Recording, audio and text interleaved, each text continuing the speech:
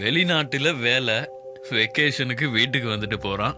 பா, வசதியாதான் பாருக்கான். வாழ்ந்தா இவன மாதிரி வாழணும். இது வெளிநாட்டுல வேலை பார்க்கிற ஒருத்தரை பார்த்து நம்ம எல்லாம் சாதாரணமா பேசிக்கிற ஒரு விஷயம். ஆனா நம்ம கொடுக்கிற இந்த வார்த்தைகளுக்கு பின்னால அவங்க உழைப்புல இருக்கிற வலியும் சோகமும் என்னன்னு நமக்கு எப்பவுமே தெரியாது. ஒருவேளை நம்ம அந்த இடத்துல இருந்தா தெரிஞ்சுக்க வாய்ப்பு இருக்கு.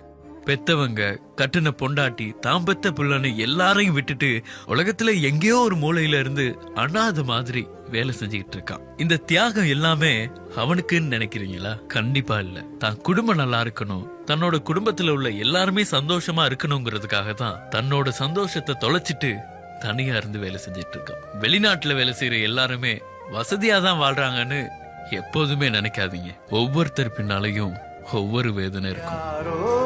யாரோ நீ யாரோ இன்பம்